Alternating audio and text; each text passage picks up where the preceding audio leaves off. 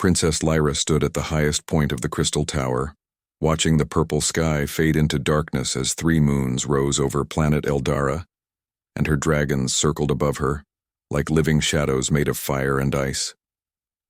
She had been standing in this exact spot every evening for 14 years, waiting for a promise to be fulfilled, and tonight felt different, because the stars seemed to whisper something she could not quite understand.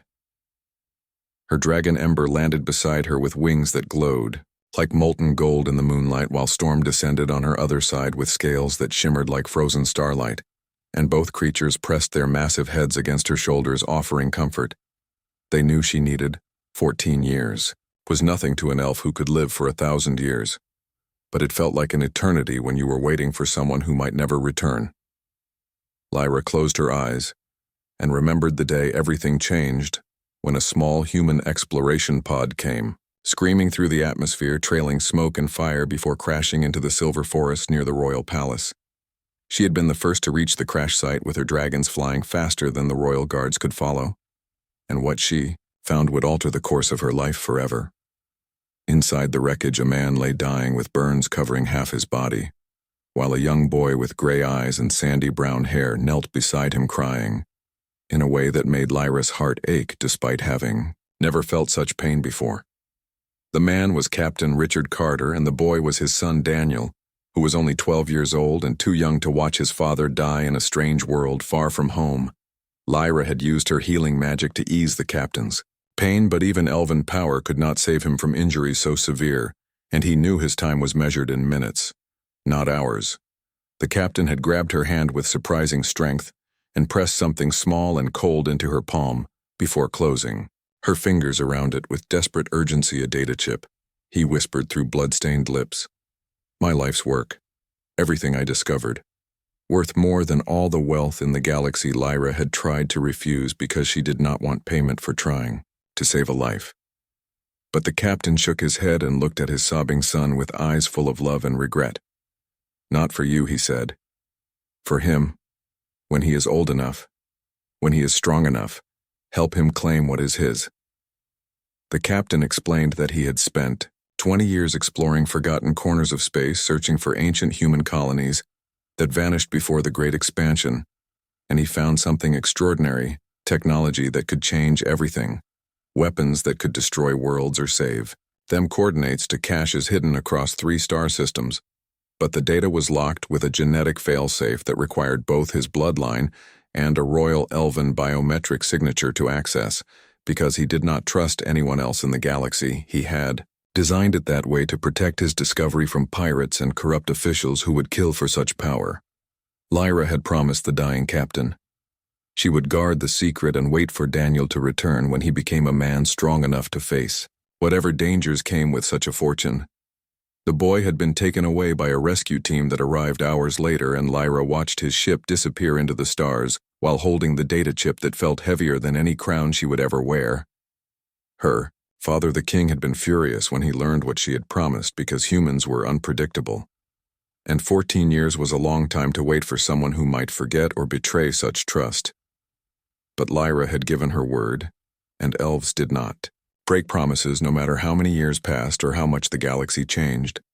So she waited and trained her dragons until they were the fiercest creatures on Eldara, and studied human languages until she could speak them perfectly, and learned everything about Earth and its colonies and wars and politics. She spent years in the Royal Library reading about human history and culture, trying to understand the species that produced both great heroes and terrible villains in equal measure. Her people thought she was wasting her life on a foolish dream, because what human would remember a promise made by his dying father in a moment of desperation? But Lyra believed in Daniel, because she had seen something in his gray eyes that day, something that told her he would return no matter how long it took. She kept the data chip in a crystal pendant that hung around her neck day and night, where it would be safe from anyone who might try to steal it. There had been attempts over the years. 3 times pirates had come to Eldara searching for rumors of the captain's treasure, and 3 times Lyra and her dragons had driven them away with fire and fury that left no doubt about the price of threatening her world. Twice human officials had arrived with legal documents demanding she surrender the chip to the proper authorities, But she had refused them all because she made her promise to a dying man, not to a government. Once a thief had tried to take it from her room in the dead of night, but Storm had been waiting in the shadows and the thief never made it past the door. Now as Lyra stood in her tower watching the stars, she wondered if tonight would be different, because her dragons were restless in a way they had not been in years. Ember kept, snorting small flames into the air while Storm paced back and forth along the tower edge with his tail lashing like a whip made of ice. "Something is coming," Lyra whispered to her dragons. "Can you feel it?" Both creatures rumbled deep in their chests, which was their way of saying yes. Lyra touched the crystal pendant and felt the data chip inside warm against her skin, as if it too could sense something changing in the fabric of space. She had learned to trust these feelings because elven intuition was rarely wrong and dragon senses were even sharper. Somewhere out in the darkness between stars, someone was coming toward Eldara with purpose and determination. Lyra did not know if it was Daniel returning to claim his inheritance or enemies coming to take it by force. All she knew was that 14 years of waiting were about to end, and whatever happened next would test every promise she had made. She called to her dragons with her mind using the telepathic bond that connected them since they hatched from eggs she had found in the volcanic mountains. Ember and Storm spread their wings and roared loud enough to shake the crystal tower, sending a message across the sky that the princess was ready for whatever came next. Below in the palace, her father felt the vibrations and knew his daughter was preparing for something significant. He did not approve of her attachment to a human promise, but he was proud of her loyalty, because that was the mark of a true queen. The royal guards took their positions around the palace while the elven mages activated the protective barriers that could shield the planet from orbital bombardment. Everyone on Eldara knew that Princess Lyra had been waiting for this moment, and now that it was finally arriving, they would stand with her no matter what. Lyra smiled as she felt her people's support flowing through the telepathic network that connected all elves like threads of light weaving through darkness. She was not alone, and she had never been alone. Whatever tomorrow brought, she would face it with her dragons at her side and the strength of her entire world backing her. The data chip grew warmer against her chest, as if responding to her determination. 14 years of waiting were about to end, and the galaxy would never be the same. Lyra spread her arms wide as Ember and Storm took flight, circling her in a spiral of fire and ice that lit up the night sky like a beacon. She was ready for Daniel Carter to return and claim his destiny. The morning arrived with warning bells ringing across the crystal city, as the orbital sensors detected a ship entering Eldara's atmosphere, and Princess Lyra was already standing at the landing platform before anyone else arrived. Her dragons flanked her on both sides, with Ember's golden scales catching the first light of dawn, while Storm's silver body reflected the purple sky like a living mirror. The ship that descended through the clouds was small and battered with scorch marks along its hull that told stories of battles fought and barely survived. It was a human military vessel, old but well-maintained, with identification codes that Lyra's scanners recognized as belonging to the Earth Defense Corps. Her heart began to race in a way that surprised her, because elves were supposed to remain calm in all situations, but she had waited so long for this moment that calm seemed impossible. The ship landed with a hiss of hydraulics and a cloud of steam that obscured the entrance ramp. For several long seconds, Lyra held her breath as the ramp lowered and a figure emerged from the mist, tall and broad-shouldered. Wearing the dark blue uniform of a Defense Corps captain, it was Daniel Carter. But he was no longer the frightened boy, she remembered. He had grown into a man with the same gray eyes, but now they held the weight of someone who had seen war and death, and survived. Both his sandy brown hair was cut short in military fashion, and a scar ran along his left cheek, disappearing into the collar of his uniform. He walked down the ramp with the confident stride of a soldier, but when his eyes met Lyra's, all that confidence seemed to melt away, replaced by something softer. "Princess Lyra," he said, and his voice was deeper than she remembered. "I came back." Lyra felt tears forming in her eyes, which shocked her because elves rarely cried, and she had not shed a tear in over a century. "I never doubted you would," she replied. Daniel smiled, and it transformed his face from that of a hardened warrior into something younger, more vulnerable. "I am sorry it took so long," he said. I had to become someone worthy of the promise you made. Lyra shook her head and walked toward him with Ember and Storm following close behind. You were always worthy, she said. The promise was not about what you could become, but about honoring what your father believed you already were. Daniel looked at the two massive dragons with a mixture of awe and healthy fear. They are magnificent, he said, even more beautiful than I remembered. Ember snorted a small flame in approval while Storm studied Daniel with eyes that seemed to look straight into his soul. They remember you, Lyra said. Dragons never forget. Daniel reached out slowly and Ember lowered her massive head, allowing him to touch her scales. The dragon's body radiated heat like standing next to a furnace, but Daniel did not pull away. Thank you, he whispered to Ember, for protecting her all these years. Storm rumbled deep in his chest, which was his way of saying that protecting Lyra was not just duty but love. Daniel looked back at Lyra and his expression grew serious. I need to tell you something, he said. The reason it took me 14 years is not just because I needed to grow stronger. Lyra felt a cold sensation in her stomach that had nothing to do with Storm's icy presence. What happened? She asked. Daniel gestured toward the palace. Can we talk somewhere private? He said. What I have to say could put your entire world in danger. They walked together, through the crystal corridors of the palace with her dragons following behind, and the elven guards watching with curious eyes. Lyra led Daniel to her private chambers at the top of the tower, where she had spent so many nights watching the stars. And waiting once inside, Daniel turned to face her and she could see the exhaustion in his eyes. After my father died, he began. I was sent back to Earth to live with my uncle who worked for a mining corporation. He knew about my father's discovery because my father had sent him messages before the crash. My uncle wanted the data chip for himself, and when I refused to tell him where it was, he tried to force me. Daniel's hands clenched into fists at the memory.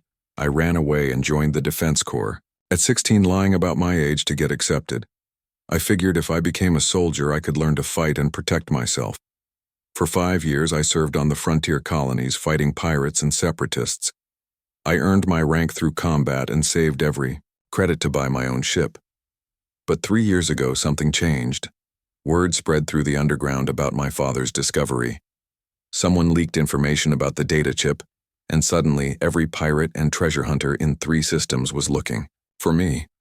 I had to go deep undercover, changing my identity and working Black Ops missions that do not exist in any official record. I did things I am not proud of to stay alive and throw them off my trail. Lyra listened with growing concern as Daniel continued. 6 months ago, I finally felt safe enough to start planning my return to Eldara, but I was wrong. A pirate fleet has been tracking me and they are coming here. I tried to lose them, but their ships are faster than mine. They are maybe 2 days behind me at most. Lyra felt anger rising in her chest like a flame catching dry wood. You led them here, she said quietly. Daniel nodded, his face full of shame and regret. I am sorry, he said. I tried everything to shake them, but they have resources I cannot match. If I had stayed away, they might have eventually given up, but I could not let another year pass without trying to honor my father's memory and your promise. Lyra walked to the window and looked out at her beautiful world with its crystal cities and silver forests. 2 days, she said. Not much time to prepare for war. Daniel moved to stand beside her. I will leave, he said, right now. If I take off immediately, they will follow me, and your world will be spared. Lyra turned to look at him with fire in her eyes that matched Ember's flames. You will do no such thing, she said firmly. I made a promise to your father, and I intend to keep it. If pirates want to threaten Eldara, they will learn why my people have never been conquered in 10,000 years. But Daniel started to protest. No, she cut him off.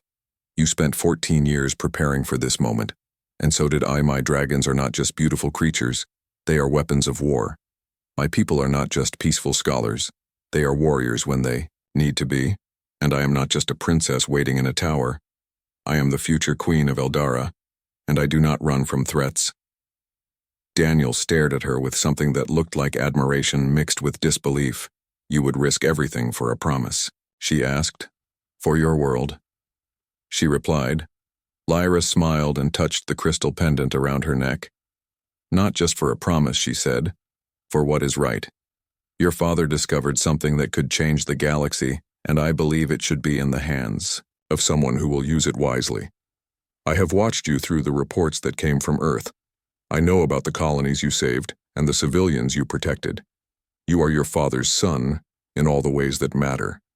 Daniel looked like he might cry, but he held it back. What do we do? He asked. Lyra called to her dragons with her mind, and both Ember and Storm moved to stand beside their princess. First, she said, we access the cache and see exactly what your father left us. Then we prepare Eldara's defenses, and when the pirates arrive, we show them that some treasures are protected by forces they cannot hope to defeat. Daniel nodded and pulled a small object from inside his uniform jacket. The data chip, he said. I kept it in my father's watch. The only thing they never thought to search. Lyra removed her crystal pendant and opened it. Revealing an identical chip, 2 chips, she said, your father was clever. The data is split between both and requires both our genetic signatures to unlock together, she said, just like he planned. Daniel held out his hand and Lyra took it. Together, he agreed, and whatever comes next, we face it side by side.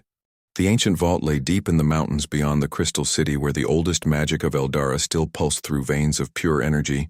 Buried in the rock, Princess Lyra led Daniel through passages carved by her ancestors thousands of years. Ego, with Ember and Storm, lighting the way with fire and ice that danced across the crystalline walls. The journey took 3 hours on foot, winding deeper into the heart of the planet where the air grew thick with power that made Daniel's skin tingle. This place feels alive, he said as they walked through a tunnel that seemed to breathe with the rhythm of a sleeping giant. It is alive, Lyra replied. Eldara is not just a planet. It is a living entity connected to every elf through the telepathic network that binds us. The deeper we go, the stronger that connection becomes. Daniel could feel it now, a presence in his mind that was not hostile but curious, as if the planet itself was studying him to determine if he was worthy of its secrets. They emerged into a massive cavern where the walls glowed with light that came from within the stone itself. And in the center stood a door made of crystal so clear it looked like frozen water. The vault, Lyra said, built by my ancestors to protect the most precious things in our world. Daniel approached the door and saw that it had 2 panels shaped like handprints glowing with soft blue light. Your father came here once, she explained. When he first visited Eldara as an explorer before you were born, he helped us repair some of our old technology. And in return, my grandfather showed him this vault. That is when he got the idea for his failsafe. 2 genetic signatures, she said, pointing to the panels. 1 human, 1 elf. Both royal bloodlines, because my grandfather insisted that only someone of noble character should access such power. Daniel looked at Lyra with new understanding. Your grandfather trusted my father that much, he asked. Lyra nodded. They became friends during that visit. She said your father spent 6 months on Eldara learning our ways and teaching us about human technology. When he left, my grandfather made him promise to return someday. He did return, Lyra said quietly. Just not the way anyone hoped. They stood before the door together, each holding their data chip ready. Lyra asked. Daniel took a deep breath and nodded. Together they placed their hands on the panels and inserted the chips into slots that appeared beneath their palms. The door blazed with light so bright both of them had to look away as energy surged through the crystal, spreading out in patterns that looked like lightning frozen in glass. Then the light faded, and the door split down the middle, opening inward with a sound like singing. What they saw inside made them both gasp. The vault was enormous, stretching back into darkness that their eyes could not penetrate, and filling the space were objects that should not exist. Technology from the ancient human colonies that vanished 3,000 years ago before the Great Expansion that spread humanity across the stars. Weapons that hummed with power even in sleep, medical devices that could heal injuries thought impossible. Star charts that showed routes through space no modern ship could navigate, and in the center of it all, floating in a column of blue light, was something that made Daniel's breath catch in his throat. A drive core, he whispered. But not like any I have ever seen. Lyra moved closer, studying the object with eyes that could see energy patterns invisible. To humans it is a prototype, she said. A faster-than-light drive that does not use the standard jump gates, This could allow ships to travel anywhere without relying on the network. Daniel understood immediately what that meant. The Jumpgate network was controlled by the three major governments that ruled human space. Anyone who wanted to travel between systems had to pay fees and follow routes that were monitored and restricted. But a ship with this drive could go anywhere completely free from that control. This would change everything, he said. The balance of power in the galaxy would shift overnight. Lyra nodded grimly. That is why your father hid it, she said. In the wrong hands, this technology could start a war or end. One, Daniel added. They spent the next hour exploring the vault, finding more wonders with each step. There were weapons that could disable ships without destroying them, allowing for capture instead of killing. Shields that could protect entire cities from orbital bombardment, communication. Devices that could send messages across the galaxy instantly. Without the lag that plagued current technology and scattered throughout, were data cores containing research notes and specifications for building more of everything. Your father was not just an explorer, Lyra said as they examined a medical device that could regrow limbs. He was trying to save humanity from itself. Daniel picked up a data core and saw his father's handwriting on the label. For Danny it read, "Use it wisely." Tears filled Daniel's eyes as he held the core close to his chest. He knew, he said. Somehow he knew I would make it here. Lyra placed a gentle hand on his shoulder.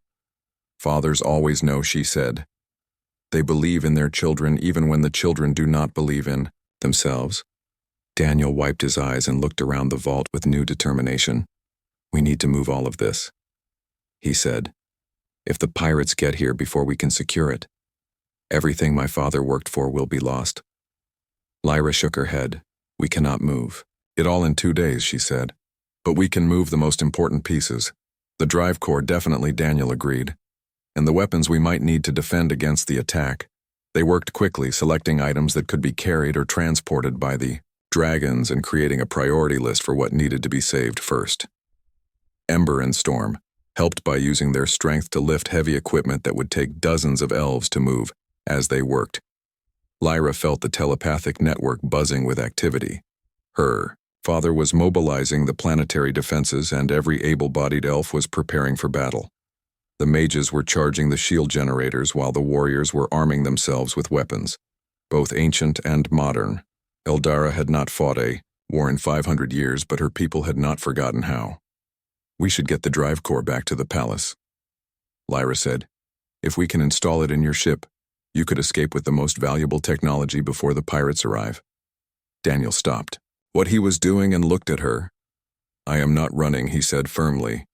You gave me a lecture about not running, so now I am returning the favor. We fight together, or not at all.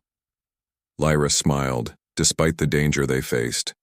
You are as stubborn as your father, she said. He said the same thing about your grandfather, Daniel replied with a grin. They carefully removed the drive core from its column, and Daniel was surprised by how light it was for something so powerful. The technology was beyond anything in current use, more advanced than even the latest military prototypes. His father must have spent years studying it to understand even a fraction of how it worked as they prepared to leave the vault. Lyra paused and looked back at all the wonders they were leaving behind. We will protect this place, she said to the vault itself. I swear it. The crystal walls seemed to pulse in response as if the planet approved of her promise. They made their way back through the tunnels, moving as quickly as they could, while carrying the precious drive core between them. When they emerged from the mountains, the sky had changed. Storm clouds were gathering on the horizon, but these were not natural weather. The orbital sensors had detected the pirate fleet dropping out of faster-than-light travel at the edge of the system. They are here, Daniel said, looking up at the darkening sky. Sooner than expected, Lyra added. They must have pushed their engines harder than we thought. They ran toward the palace with Ember and Storm flying overhead, keeping watch for any sign of attack. The Crystal City was transformed from a place of peace into a fortress. Ready for warshield generators hummed at full power, creating a dome of energy over the most important structure's weapon. Platforms rose from hidden positions in the ground, their targeting systems tracking the approaching fleet. And everywhere Lyra looked, she saw her people preparing to defend their home with the same determination she felt in her own heart.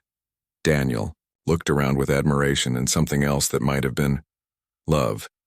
Your people are amazing, he said. Lyra squeezed his hand. Our people, she corrected.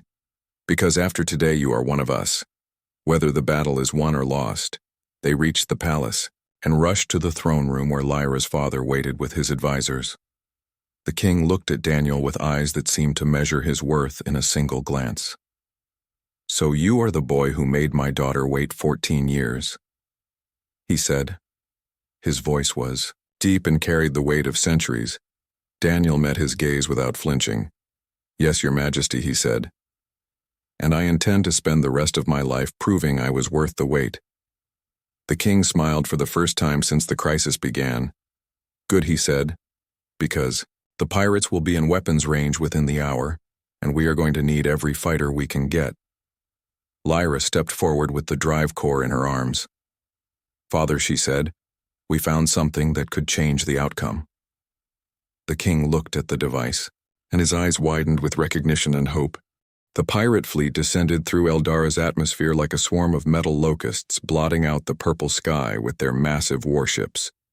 6 vessels, each the size of a small city, bristling with weapons that could level continents if given. The Chance Princess Lyra stood on the palace battlements, watching them approach with Ember and Storm at her sides, radiating heat and cold that made the air shimmer. Beside her, Daniel gripped the railing so hard his knuckles turned white. I brought this to your world, he said. His voice was thick with guilt and anger at himself. Lyra touched his arm gently. You brought an opportunity, she corrected. These pirates were always going to come eventually because greed never rests. At least now we know they are coming, and we are ready below in the palace courtyard. Her father directed the defense with calm authority that came from living 1,000 years. The shield generators were at full power, creating a shimmering dome over the city weapon platforms, tracked the descending ships with targeting systems that combined elven magic and human technology, and scattered throughout the city were warriors, both mortal and dragon, ready to fight for their home. The lead pirate ship opened a communication channel, and a face appeared on the holographic display, woman with cybernetic implants covering half her skull and eyes that glowed with artificial red light. Her name was Kate Morrison, and she was infamous across 3 systems as the most ruthless. Pirate captain in space, Princess Lyra, she said with a smile that showed metal teeth. I have heard so much about you, the elf who waits forever for a promise. How touching. Lyra's expression remained calm, but inside she felt rage building like a volcano, preparing to erupt. You are not welcome here, she said. Leave now and you will be allowed to survive. Kate laughed, a sound like grinding metal. Oh, I do not think so, she said. You see, I have something you want and you have something I want. Perhaps we can make a deal. She gestured, and another figure was dragged into view on the screen, a young man barely 20 with brown hair and terrified eyes. His name was Chris Carter, Daniel's younger brother. Daniel's face went pale as all the blood drained away. Chris, he whispered. How did you find him? Kate's smile widened. It was not hard, she said. Once I knew you were going to Eldara, I went to Earth and picked up some insurance. Your brother has been very cooperative, telling me all about your father's discovery. Now, here is my offer. You give me the data chip and I give you back your brother. You have 10 minutes to decide before I start removing pieces of him. The screen went dark, leaving silence in its wake. Daniel turned to Lyra with desperation in his eyes. I have to save him, he said. Chris is innocent in all of this. He does not deserve to die for my father's secrets. Lyra felt torn between her promise and her compassion. She wanted to help Daniel save his brother, but giving the pirates what they wanted would doom countless others. That technology in the wrong hands could enslave entire worlds. Your father gave his life to protect this, she said gently. Would he want you to sacrifice everything to save one person, even if that person is your brother? Daniel's hands were shaking. I do not know, he said. All I know is that Chris is the only family I have left. If he dies because of my choices, I will never forgive myself. Lyra looked at her dragons and then at her father, who was watching from below. An idea was forming in her mind, dangerous and possibly insane, but it might work. What if we give them something? Lyra said slowly, but not what they are expecting. Daniel looked confused. What do you mean? Lyra turned to face him fully. "We give them a data chip," she said, "but not the real one. We create a fake that looks identical on the surface but contains a virus that will disable their ships when they try to access it. Meanwhile, we use the chaos to rescue your brother." Daniel's eyes widened. "That could work," he said, "but we would need someone who could create a convincing fake in less than 10 minutes. Lyra smiled. "My people have been working with crystal technology for 10,000 years, she said. "Trust me, we can make something they will believe is real." She called to her father through the telepathic network and explained the plan. The king hesitated for only a moment before agreeing. He summoned the best technomages in the city, and they went to work immediately. While they worked, Lyra and Daniel prepared for the rescue mission. They would need a small team that could move fast and fight hard. Lyra chose 3 of her best warriors elves who had trained for centuries in combat. Daniel insisted on coming, despite the danger, because Chris would trust him more than strangers. And the dragons would provide air support able to tear through the pirate ships with claws and fire. The technomages finished the fake chip with 2 minutes to spare. It looked perfect, identical to the real one in every way that mattered. When the pirates scanned it, they would see exactly what they expected to see. Only when they tried to access the data would they discover the trap. Lyra held the fake chip in her hand and took a deep breath. "Ready?" she asked Daniel. He nodded, though she could see fear in his eyes. Not fear of dying, but fear of failing to save his brother. They opened a communication channel to the pirate fleet. Kate's face appeared again, with Chris still visible in the background, looking even more terrified. "Time is up," she said. "What is your decision?" Lyra held up the chip so the camera could see it. "We agree to your terms," she said, "but the exchange happens in neutral space between our shields and your ships. We send one person with the chip, and you send the boy." Kate considered this for a moment, then nodded. "Acceptable," she said. "But if you try anything clever, I will blow your precious planet into dust. My weapons are already locked on your city." Lyra maintained her calm expression. "We understand," she said. "No tricks, just an exchange." The communication ended and Lyra turned to her team position. She said, "We only get one chance at this." They moved quickly to the edge of the shield, where a small opening was created, just large enough for a single person to pass through. Lyra would carry the fake chip and make the exchange. Daniel wanted to go, but she refused because the pirates would recognize him immediately and know something was wrong. The 3 elven warriors took positions hidden in the crystal structures around the exchange. Daniel climbed onto Storm's back while Ember prepared to follow. The dragons would wait just inside the shield, ready to launch the moment the trap was sprung. Lyra stepped through the shield opening into the space between her world and the pirate fleet. She felt exposed and vulnerable, but she kept walking with the fake chip held high. A small shuttle detached from the lead pirate ship and descended toward the meeting point. Kate herself emerged, holding Chris by the arm. The boy looked exhausted and bruised, but alive. They met in the middle of the open space, just 2 figures in a vast emptiness, surrounded by ships and weapons, all waiting for a reason to fire. Kate looked at Lyra with those glowing red eyes. "The chip," she demanded.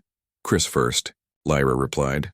They moved simultaneously, Lyra extending the chip while Kate pushed Chris forward. For a heartbeat, everything was still. Then Chris stumbled toward Lyra, and she caught him while Kate grabbed the chip. The pirate captain laughed in triumph. "You stupid elf," she said. "Did you really think this would end peacefully?" She raised her hand to signal her fleet to fire. But Lyra smiled. "No," she said. "I thought you would try to betray us. That is why I am not stupid." She snapped her fingers, and the 3 elven warriors appeared from their hiding spots, weapons already firing at the shuttle. Kate dove for cover as energy bolts struck all around her. At the same moment the fake chip activated, the virus spread through the pirate fleet's computers faster than any of their security systems could respond. Weapons platforms went offline. Navigation systems shut down. And most importantly, the engines lost power. The 6 massive warships suddenly became 6 massive pieces of metal floating in atmosphere with no way to fly. Kate screamed in rage as her shuttle tried to start, but the virus had reached it too. Storm burst through the shield with Daniel on his back, while Ember followed, breathing fire that melted the shuttle's hull. The 3 warriors grabbed Chris ran for the shield while Lyra covered their retreat with magic that made the air itself into a weapon. They made it back inside just as the pirate ships began emergency landings in the forests outside the city. The crews would survive, but their ships were useless hunks of metal until the virus could be purged from every system. And by the time they managed that, the Royal Guard would have them all in custody. Back inside the shield, Lyra found Daniel embracing his brother, both of them, crying with relief. Chris looked up at her with gratitude shining in his eyes. "Thank you," he said. "Thank you for saving me." Lyra smiled and rested her hand on Storm's neck. "Thank your brother," she said. "He was willing to risk everything for you. That is what real family means." The king approached with a satisfied expression. "Well done, daughter," he said. "You fought with both wisdom and courage today." But Lyra knew the fight was not over yet. Kate Morrison was still out there somewhere in the wreckage of her fleet planning revenge. And there would be others who heard about the failed attack and wanted to try their luck. The galaxy was full of greedy people who would stop at nothing to claim power. But for now, Eldara was safe, and the Carter brothers were. Reunited tomorrow would bring new challenges, but tonight they could rest and celebrate. Daniel took Lyra's hand and squeezed it gently. "What happens now?" he asked. Lyra looked at the drive core waiting in the palace, at the vault full of wonders in the mountains, and at the future stretching before them. Now she said, "We change the galaxy together." 3 months after the battle, Princess Lyra stood in a workshop deep beneath the palace watching, as the ancient drive core was carefully installed into Daniel's ship. The vessel had been completely rebuilt, combining elven crystal technology with human engineering in ways that no one had ever attempted before. It was beautiful in a strange way, like a sculpture made of light and metal that seemed to shift between solid and liquid, depending on how the light hit it. Beside her, Daniel monitored the installation process while his brother Chris took notes on everything they learned. The younger Carter had decided to stay on Eldara, studying under the elven technomages and proving to have a natural gift for understanding how magic and technology could work together. "He says he wants to help finish what Father started," Daniel said quietly. "I told him it was dangerous, but he insisted." Lyra smiled, watching Chris work with the elven engineers. "He has your father's spirit," she said, "and your stubbornness." Daniel laughed. "I suppose stubbornness runs in the family." The lead technomage, a woman named Lynn who had lived for 1,500 years, approached them with a tablet showing complex energy patterns. "The integration is complete," she said. "Your ship now has the most advanced propulsion system in the known galaxy. You will be able to travel to any point in space without using the jump gate network." Daniel studied the patterns with growing excitement. "How fast?" he asked. Lynn smiled mysteriously. "Fast enough. That distance becomes meaningless," she said. "The ancient humans who built this understood something about the nature of space that we have since forgotten. They did not travel through space. They folded it." Daniel's eyes widened. "That is impossible." He said, "Nothing can fold space itself." Lynn gestured at the drive core humming with power in the heart of his ship. Apparently, someone forgot to tell them that she said, over the past 3 months, Lyra and Daniel had worked together to understand everything. In the vault, they discovered that Daniel's father had spent 20 years piecing together fragments of ancient human technology scattered across dead colonies. The civilization that created it had vanished 3,000 years ago during something called the Great Silence. No one knew what happened to them. One day they were the most advanced species in the galaxy, and the next they were gone, leaving behind only ruins and mysteries. Captain Richard Carter believed they had not died but transcended that. They had found a way to leave normal space entirely and exist in some higher dimension. The technology in the vault was what they left behind for whoever came after, a gift, or perhaps a test to see if the next generation was ready for such power. Lyra had spent countless hours studying the medical devices and learning how they could heal injuries that even elven magic could not touch. She had used one to repair the damage done to Chris during his captivity with the pirates. The boy had recovered, completely with no scars, either physical or mental. The weapons were more troubling. They were powerful enough to destroy entire fleets, but they were also designed to disable and capture. Rather than kill, it was clear the ancient humans valued life. Even in war, Daniel's father had written extensive notes about each piece of technology, explaining not just how it worked, but what it meant. He believed that giving this to the galaxy all at once would cause chaos and war. Instead, he wanted to release it, slowly teaching people how to use it responsibly. That was why he created the genetic failsafe. He needed someone with wisdom to control how the technology was shared, and he believed that combination of human innovation and elven patience would create the right balance now. As they prepared to launch the newly upgraded ship, Lyra felt both excitement and fear. They were about to test technology that could reshape civilization.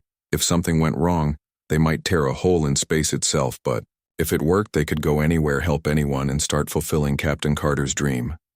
Daniel turned to her with a serious expression. "Come with me," he said. It was not the first time he had asked. Lyra felt torn between her duty to Eldara and her desire to see the galaxy. "I am the crown princess," she said. "My people need me here." Daniel took her hand. "Your people need you to show them what is possible." He said, "For 10,000 years the elves have stayed on this one planet, afraid to venture out, because of what happened during the Great Silence. But hiding here will not protect you forever. The galaxy is changing, and Eldara needs to be part of that change." Lyra knew he was right. Her father had already said the same thing in their private conversations. The Aetius king believed it was time for the elves to rejoin the wider universe, and he wanted Lyra to be the one to lead them into this new era. But leaving Eldara felt like abandoning everything she knew. "What if something happens while I'm gone?" she asked. "What if my people need me and I am not here?" Daniel squeezed her hand gently. "That is what communication devices are for," he said with a smile. "We have that instant messaging technology from the vault. Remember, you can talk to your father anytime, no matter how far away we are. Besides, Storm and Ember are coming with us. If there is an emergency, they can fly you home faster than any ship." Lyra looked at her dragons, who were watching the conversation with intelligent eyes. They had already decided they wanted to go. Dragons were not meant to stay in one place forever, and they were curious about the wider universe. Ember snorted flame in encouragement while Storm rumbled his agreement. "You have already decided," Lyra said to them. Both dragons bobbed their massive heads up and down. "Traitors," she said. But she was smiling. "Fine," she said. Turning back to Daniel, "I will come with you. But if my father needs me, I am coming home immediately." Daniel grinned. "Deal," he said. They spent the next week preparing for departure. Lyra gathered supplies and said goodbye to her people, who threw a celebration that lasted 3 days. The elves had not had a reason to celebrate in years, and they made the most of it. Chris decided to stay behind to continue his studies and help the king integrate some of the safer technology into Eldara's infrastructure. He hugged his brother tightly before the departure. "Take care of her," Daniel said. "The planet or the princess?" Chris asked with a grin. Both. Daniel replied. Chris saluted. "You can count on me," he said. "I will not let father's work be wasted." The morning of departure arrived with clear purple skies and warm wind that smelled like the silver forests. Lyra stood at the ship's entrance wearing traveling clothes instead of her royal robes. She felt strange without the weight of her crown, but also lighter somehow. Her father approached and embraced her. "You have my blessing, daughter," he said. "Go see the galaxy and show them what the elves can do. When you return, I expect stories that will take years to tell." Lyra felt tears on her cheeks. "I will make you proud," she promised. "You already have," he replied. Daniel started the engines, and the ship lifted smoothly into the air. Through the windows, Lyra watched Eldara shrink beneath them. The crystal city gleamed in the sunlight, and she could see her people waving farewell. Then they broke atmosphere, and the stars appeared. Daniel programmed coordinates into the navigation system. "Ready?" he asked. Lyra sat in the co-pilot seat with Ember and Storm, curled up in the cargo bay that had been modified to accommodate dragons. "Ready," she confirmed. Daniel activated the drive core and the universe changed. Space folded around them like paper being creased. Colors appeared that Lyra had no names for. She felt like they were moving impossibly fast and standing perfectly still at the same time. Then, just as suddenly as it started, it stopped. They were somewhere else. Looking out the windows, Lyra saw a planet she had never seen before orbiting a star. That was not Eldara's son. Daniel checked the navigation data and his expression became amazed. We traveled 50 light years, he said, in less than a second. This should not be possible. But it was possible, and they had just proven it. Over the next months, they explored the galaxy visiting colonies that needed help. They used the medical technology to heal sick children on a mining world. They shared agricultural devices with a farming colony suffering from crop failures. They taught self-defense techniques to peaceful settlements threatened by raiders. Everywhere they went, people were grateful, but also curious about the strange partnership between an elf princess and a human captain. Lyra and Daniel became something of a legend. Stories spread about the warrior princess with 2 dragons and the soldier who carried his father's dream. They were offered money and power by governments and corporations, but they refused all of it. The technology was not for sale. It was meant to help people who needed it most. Sometimes they fought when pirates or slavers tried to take what they were sharing. Ember and Storm proved that dragons were just as effective in space combat as they were on planets. And Lyra discovered she enjoyed being a warrior as much as being a princess. Daniel watched her come alive during their adventures. She laughed more freely than she ever had on Eldara. She made decisions quickly without the burden of royal protocol. And she was magnificent in battle, moving with grace that took his breath away. One night, as they orbited a nebula that painted space in shades of gold and crimson, Daniel found Lyra on the observation deck. She was watching the stars with an expression of peace.